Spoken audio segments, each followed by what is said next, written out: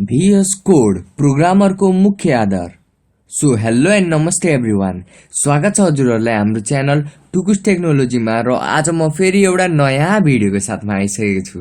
र आज चाहिँ म हजुरहरूलाई के बताउने छु भनेपछि हामीले VS कोड इन्स्टल त गर्छौं है प्रोग्राम गर्नको लागि, तर हामीले त्यहाँ के सेटिङहरु छुटाएका हुन्छौं र के त्यो VS कोडको हुन्छ नि युजेसहरु त तपाईहरुले जानिसक्नु भएको हुन्छ, तर त्यहाँ के अप्सनहरु इनेबल गर्नुपर्छ जसले तपाईहरुलाई एकदमै फाइदा पुर्याउने छ होला। यो भिडियो लगभग एकदमै लामो होला, तर यो भिडियो तपाईहरुले एकचोटी हेर्नु हो भने यो लाइफ टाइमको लागि युज हुने चीजहरु हुनेछ। सो भिडियो स्टार्ट गरौँ त। र सुरुमा तपाईहरु VS कोड इन्स्टल गर्नको लागि एममा जानु होला र VS कोड इन्स्टल गर्नु होला। र मैले नि यो VS कोड तपाईहरुले सर्च गर्ने बित्तिकै यही वेबसाइट आउँछ र यहाँदेखि इन्स्टल गर्नु होला है। र मैले पनि इन्स्टल गरिसकेको छु र मैले डाउनलोड फर विन्डो प्रेस गरे। तपाईहरु कुन सिस्टम अपरेटिङ सिस्टमबाट चलाउनु हुन्छ त्यहीबाट डाउनलोड गर्नु होला। र यो डाउनलोड एकदमै छिटो हुनेछ, तपाईहरुको इन्टरनेटको स्पिड अनुसार हुनेछ।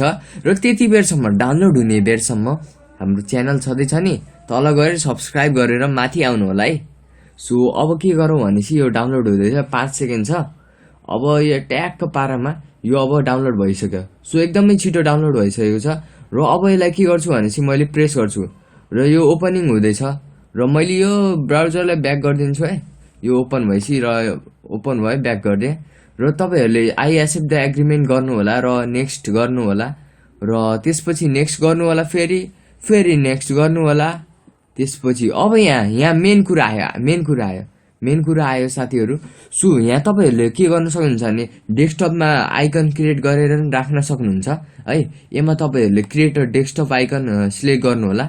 र मेन कुरा तपाईहरुले VS कोडमा जस्तै अब एउटा कुरा छुटाउनु हुन्न के भनेपछि एड ओपन विथ कोड भन्ने छ नि, हो यो छुटाउनु हुन्न के। यो दुईटैमा भन्दा पनि यो माथिको छ नि एड ओपन विथ कोड भनेको छ नि यो टप वाला, यसमा राइट क्लिक गर्नु होला। र यसमा राइट गरेपछि अब हामी नेक्स्ट गर्ने छौं र यो चाहिँ नछुटाउनु होला है। यसको एकदमै युज हुन्छ कुनै फाइलहरु तपाईहरुले ओपन गरेर त्यसमा कोड त्यसको कोडहरु हेर्नको लागि एकदमै सजिलो हुन्छ है डाइरेक्टली। र त्यही फाइलमा प्रोग्रामिङ गर्नको लागि सजिलो हुन्छ। र इन्स्टल गरिदिने छौं। र त्यति बेरसम्म च्यानल छँदैछ नि कमेन्ट गर्नु होला। र अब यो इन्स्टल हुने वाला चाहिँ एकदमै छिटो इन्स्टल भइरहेको छ। र आज बल्ल नेटले साथ दिएको छ भिडियो बनाउँदा। सो यो इन्स्टल पनि भइसकेको छ र यो फिनिश भयो है। र यो VS कोड त इन्स्टल भयो। सो यहाँ मैले पहिले कोडिङहरु गर्थे है। सो यो VS कोड इन्स्टल भयो।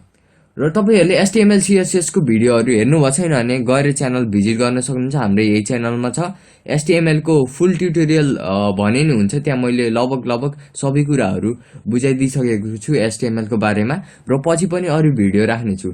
र यसपछि चाहिँ हजुरहरुले के गर्नु पर्यो भनेसी यहाँ सिधै के गर्नु भनेसी यहाँ छ नि अब यहाँ तपाईहरुले यहाँ कोडहरु रन गर्दाखेरि जस्तै डाइरेक्ट रन त गर्नुहुन्छ है, तर तपाईहरुले यहाँ एक्सटेन्सनहरु राख्न पर्ने हुन्छ के। जस्तै एक्सटेन्सनहरु जस्तै मैले जावास्क्रिप्टको यहाँ अब जावास्क्रिप्टको एक्सटेन्सनहरु राख्न पर्यो है। सो यहाँ जावास्क्रिप्ट लेख्यौं। सो तपाईहरुले यस्तै जावास्क्रिप्टको जस्तै यो भयो र मैले यो एक्सटेन्सन डाउनलोड गर्छु। सो तपाईहरु जावास्क्रिप्ट चलाउनुहुन्छ भने जावास्क्रिप्टको एक्सटेन्सन डाउनलोड गर्नु होला। र चलाउनुहुन्न भने चाहिँ अब तपाईहरुले के गर्नु पर्यो भनेसी कोड रनर भन्ने एउटा एक्सटेन्सन हुन्छ, त्यो पनि डाउनलोड गर्नुपर्ने हुन्छ। र कोड रनर तपाईहरुले डाउनलोड गर्नु होला। यो मैले डाउनलोड इन्स्टल गरिसकेको छु।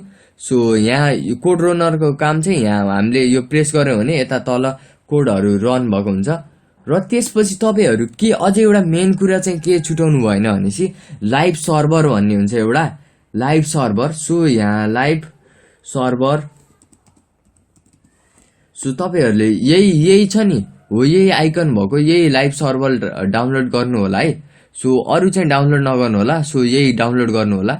अरु यो डाउनलोड गरिसकेपछि चाहिँ के हुन्छ भनेसी हामीले यो गो टु लाइभ सर्भर जस्तै हेर्न सक्नुहुन्छ है। यो छ नि अब यो मैले एउटा सपोज कोड बनाएको छु र म यो यसलाई गो टु लाइभ गर्यौं भने चाहिँ है यो अब यहाँ ओपन अ वर्कप्लेस फोल्डर गर्यौं भने अब यो छुट्टै फाइलमा ओपन हुन्छ के। अब यो लाइभ सर्भर आउने छ है। सो तपाईहरु यसरी लाइभ सर्भर गर्न सक्नुहुन्छ, तर मैले अहिले ओपन गर्न चाहन्न। सो सर्भर अहिले हामीलाई चाहिएको छैन हैन, मैले यो ब्याक गर्दिएँ। अब लाइभ सर्भर तपाईँहरूले यस्तै लाइभ सर्भर गर्नुभयो भने चाहिँ यो कोड लाइभ यो उसमा क्रोममा देखाउनेछ। सो त्यस्तो हुनेछ है। अरू त्यसपछि हामी के गर्नेछौँ भनेपछि यो VS कोड भयो। अरू तपाईँहरूले मेन कुरा सिक्नुपर्ने भनेको VS कोडमा फाइल बनाउनु हो। सो त्यसको लागि म यो जुम गर्ने ट्राई गर्छु है। सो CTRL प्लस गर्नु भने जुम हुन्छ है। यो सर्टकट की पनि तपाईँहरूले याद गर्न सक्नुहुन्छ। सो अब के गर्नु पर्यो भने चाहिँ यो मैले यो फाइलमा प्रेस गरेँ है।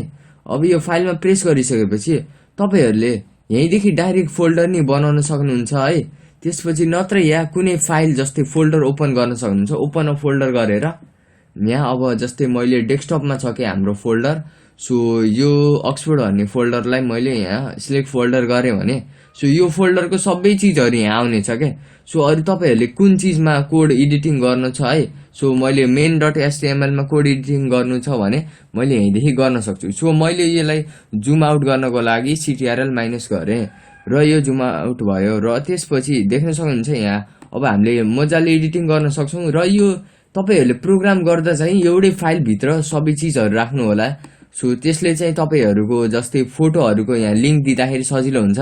जस्तै तपाईँहरूले यहाँ डेस्कटपको लिङ्क दिनु पर्दैन के। जस्तै कुन लोकेसनमा छ फाइल लोकेसन दिनु पर्दैन, डाइरेक्ट त्यो फाइलको नाम र त्यो कुन टाइपको फाइल हो .css त्यस्तै दिनुभयो भने हुन्छ। सो यति नै कुराहरू रहेका छन् तपाईँहरूले याद गर्नुपर्ने। र VS कोडमा यति नै कुराहरू तपाईँहरूले राम्रोसित लग्नु भयो भने अघि तपाईँहरू लाइफ टाइम युज हुनेछ। VS कोड एकदमै युजफुल के भनौँ सफ्टवेयर हो, प्रोग्रामरको लागि एकदमै युजफुल। सो यो भिडियो लाइक गर्नुहोला र च्यानललाई सब्सक्राइब गर्नुहोला। फेरि आउनेछु नयाँ भिडियोको साथमा। र आजको लागि यति नै। र यो कुराहरू तपाईँहरूले यसो ट्राई गर्नुहोला र याद गर्नुहोला। So bye bye guys, see you soon.